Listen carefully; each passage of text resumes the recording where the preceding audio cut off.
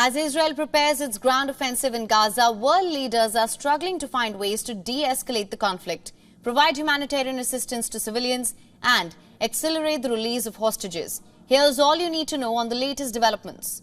Israeli ground offensive of the war-battered Palestinian enclave appeared imminent as formations of Israeli tanks and other military equipment were seen positioning around Gaza's border in southern Israel. In the latest, Israeli aircraft struck a compound beneath a mosque in West Bank's Jenin. Israel said that it was being used by militants to organize attacks. It further said that the compound beneath Al-Ansar Mosque belonged to operatives from Hamas and Palestinian Islamic Jihad, who were responsible for attacks in recent months. Palestinian medics say at least one person has been killed in the attack. Earlier, Israel's military spokesperson, Rear Admiral Daniel Hagari, had said that Israel will continue to attack the area of Gaza City. And this comes after an attack on Gaza site which killed at least 13 Palestinians. לביטחונכם האישי, נו דרומה.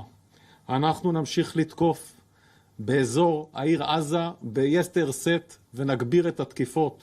הציוד ההומניטרי שנכנס לאונר"א, עליו אנחנו מפקחים. זה שנכנס ממצרים, עליו אנחנו מפקחים עכשיו בבסיסי אונר"א לוודא שהמים, התרופות והאוכל מחולקים לאותו אזור הומניטרי שקבענו.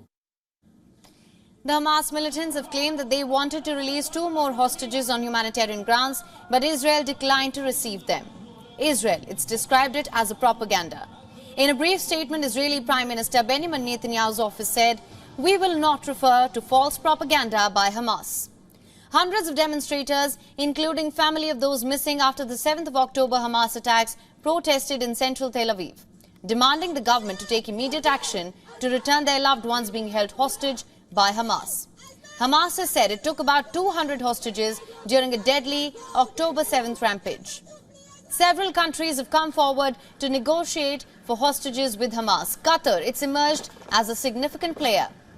Qatari Foreign Ministry spokesman said that hostages could be released very soon. It is continuously engaging with both Israel and Hamas for the release of all civilians. A Hamas official in Lebanon said that the group was working with mediators led by Egypt and Qatar to release all civilian hostages being held in Gaza. في إطار التزام حركة حماس مع كل الوسطاء وخاصة الأشقاء في مصر وقطر وغيرهم من الدول الشقيقة والصديقة، تم بالأمس بالتعاون مع دولة قطر الشقيقة تسليم سيدة وابنتها تحملان الجنسية الأمريكية.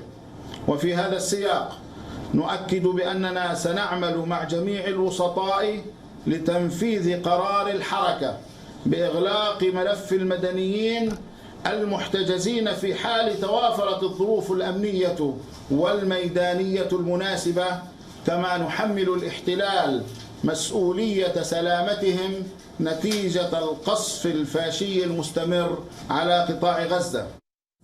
Meanwhile, US President Joe Biden said that he was talking to the Israelis when asked whether he's encouraging them to delay an invasion of Gaza. Mr. President, are you going to delay? Are you encouraging the Israelis to delay invasion? Talking in Israel. And this comes as a peace summit was held in Egypt's capital to discuss the Israel-Hamas war. It aimed to de-escalate the conflict and provide humanitarian aid for civilians in the Gaza Strip. More than 20 prime ministers, foreign ministers and regional players took part in the meeting, while Arab and Muslim states called for an immediate end to Israel's offensive. Western countries mostly voiced more modest goals such as humanitarian relief for civilians. However, the meeting ended with no agreement towards containing the violence. Earlier on Saturday, 20 trucks carrying aid crossed into Gaza, and this is the first convoy of humanitarian supplies since Israel began its siege 12 days ago. Meanwhile, residents of northern Israel on both sides of Israel-Lebanon border are now fearful of a second front of conflict escalating. This comes as Israel said its aircraft struck Hezabollah targets in Lebanon on Saturday and that one of its soldiers was hit by an anti-tank missile. While the Iran-backed group said that the strike killed 6 of its fighters. Israel is facing strong opposition from the United States, which also fears a two-front war, which would risk igniting a major regional conflict.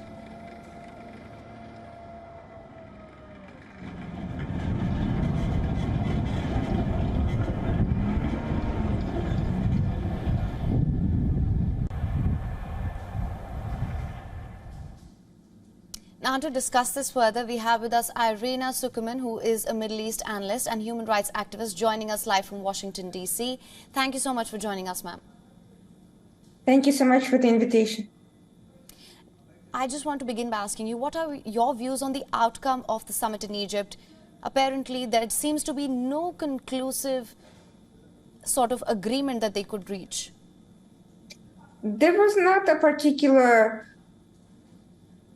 point to the summit other than to try to diffuse some of the heated rhetoric that has emerged from the international community over the conflict in the recent days, in particular in reaction to the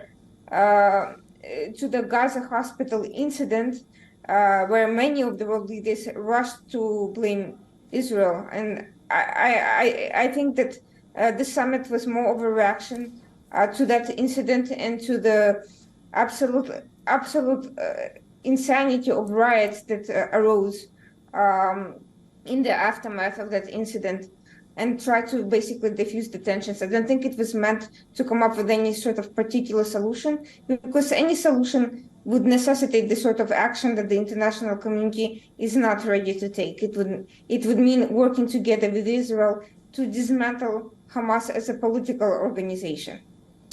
Ma'am, that being said, when you talk about the international community, how do you assess the role of the Arab League and the West? The Arab League has been completely counterproductive to this process. For years, they have complained about Hamas being a Muslim Brotherhood-driven Islamist organization. Nevertheless, when there was an opportunity, they never took it to take any action to pressure Hamas to work to dismantle Hamas and to help provide better leadership for the residents of Gaza. Instead, they put the onus of responsibility entirely on Israel, as if Hamas is only Israel's problem. So it's an international problem, not only of Israel's problem. And the West has arguably repeated many of the similar mistakes. They continued funding Hamas through various NGOs, and they continued introducing funding for insightful, hateful content, educational content that has been used to indoctrinate generations of young Gaza residents and made them perfect recruits for violence and terror.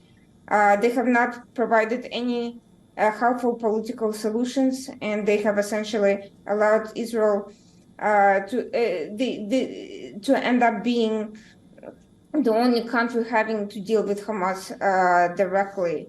Now both the Arab League and the West pretend to be shocked that Israel has to take military action to defend its interests, and that it comes at a high civilian cost to the Gaza residents. But they should not be shocked. This is only to be expected, and this is a direct result of their contributions. Ms. Sukuman, also another major issue that has emerged out of this is instead a concern here is that this could spill into a wider regional conflict and lead to greater instability.